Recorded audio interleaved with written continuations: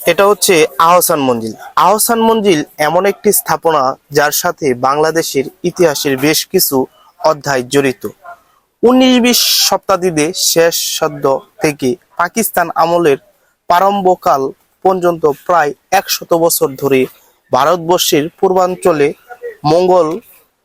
মঙ্গলদের যেসব খ্যাতনামা মনীষীদের নেতৃত্ব দিয়েছিলেন তাদের মধ্যে অন্যতম 5 জন অসাংবাদিত নেতা এই প্রাসাদে বসবাস করতেন। এরা হলেন নবাব গনি, নবাব আহসানুল্লাহ, নবাব এবং স্যার